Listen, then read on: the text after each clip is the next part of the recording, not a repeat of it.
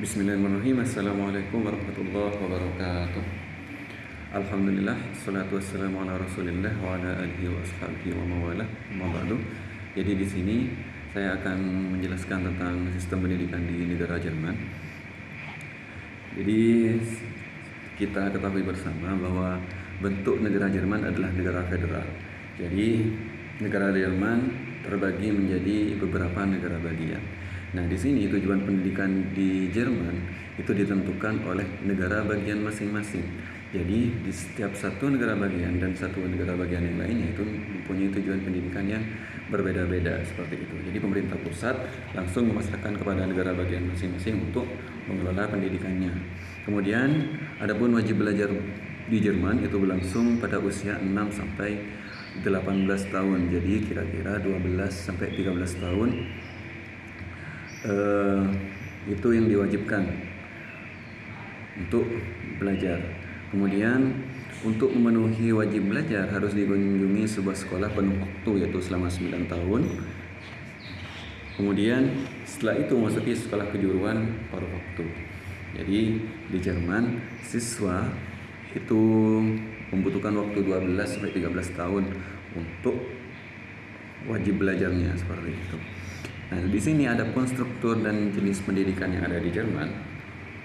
Di Jerman, sistem pendidikannya atau struktur pendidikannya itu ada primary education atau pendidikan dasar, kemudian pendidikan menengah atau lower secondary education, dan pendidikan tinggi. Dan juga sebagian anak-anak di Jerman itu juga menempuh pendidikan prasekolah atau di sana itu disebut dengan kindergarten. Akan tapi ini tidak diwajibkan di negara Jerman. Yang diwajibkan itu dari primary education sampai lower secondary education seperti itu. Adapun pendidikan dasar di Jerman atau primary education itu dinamakan Grundschule, ditempuh pada usia 6 sampai 9 tahun seperti itu.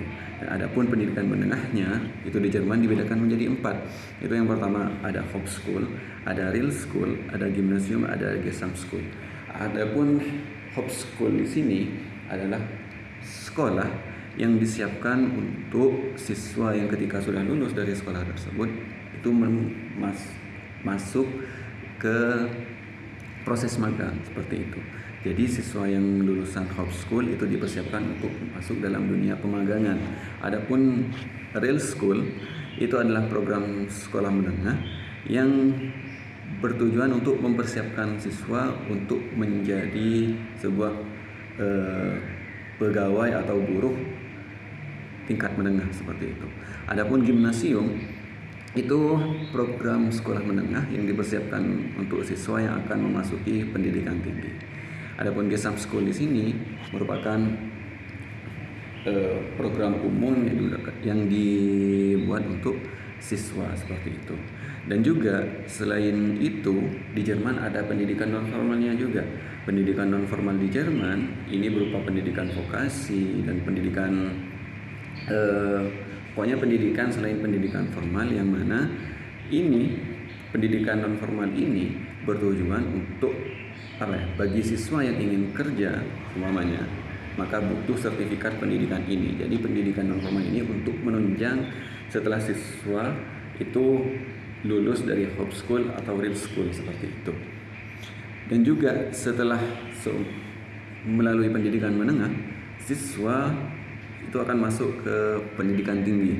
Adapun pendidikan tinggi di Jerman itu dibedakan menjadi 2, yaitu ada akademi atau politeknik dan ada universitas. Sama dengan Indonesia, ada universitas, ada politeknik seperti itu. Dan selanjutnya adalah manajemen pendidikan di Jerman. Adapun biaya pendidikan yang ada di Jerman itu sepenuhnya bersumber dari Länder. Länder itu adalah daerah masing-masing di negara bagian. Dan masyarakat setempat itu juga membantu terhadap suksesnya pendidikan yang ada di Jerman. Jadi hampir semua program pendidikan yang ada di Jerman itu sudah bersifat gratis karena sudah dibiayai oleh Länder atau daerah masing-masing. Adapun juga untuk masalah personalia, jadi sejak tahun 1960 mulai dicanangkan persyaratan kualifikasi yang sama untuk semua guru, minimal telah dididik di universitas. Jadi untuk menjadi guru di Jerman itu juga harus masuk di universitas dulu seperti itu. Jadi untuk meningkatkan kemampuan guru juga dalam menerapkan metode mengajar ditempuh melalui in-service training. Nah, adapun kurikulumnya, kurikulum pendidikan yang ada di Jerman, sebagian besar Länder atau daerah mewajibkan mata pelajaran di primary education atau pendidikan dasar. Contohnya seperti matematika, kemudian ilmu sosial, kemudian sejarah, geografi, biologi, fisika, kimia, art atau seni, musik, olahraga, keagamaan, dan bahasa asing seperti itu. Dan di sini sistem ujian yang ada di Jerman, sistem ujian di Jerman itu didasarkan pada hasil analisis terhadap kinerja siswa seperti itu. Jadi penilaian akhir tahunnya PAT-nya itu didasarkan pada hasil analisis terhadap kinerja siswa. Jadi terdapat satu kecenderungan ke arah pelaporan proses belajar dan kinerja dan terhadap keikutsertaan kelas serta perilaku sosial di sekolah.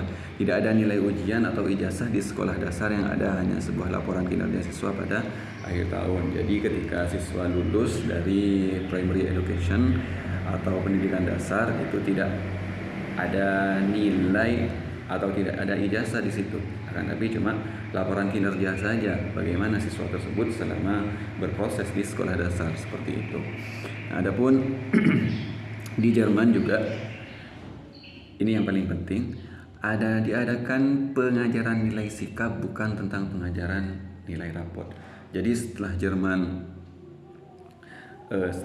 Jerman mengalami kekalahan di Perang Dunia, jadi banyak siswa-siswa di sana, banyak orang-orang Jerman itu menekankan kepada pengajaran nilai-nilai sikap seperti itu, dan juga pengajaran nilai-nilai karakter juga difokuskan di Jerman. Seperti contoh bagaimana kedisiplinan itu ditanamkan di siswa, bagaimana siswa itu dituntut untuk memiliki sikap sikap dan sifat disiplin di dalam hatinya sejak dini seperti itu. Jadi di Jerman itu jarang ditemui siswa-siswa atau mahasiswa yang nongkrong-nongkrong di tangga, nongkrong-nongkrong di kantin dan sebagainya sebelum memasuki pelajaran, karena memang sikap disiplinnya itu sudah tertanam sejak dini seperti itu.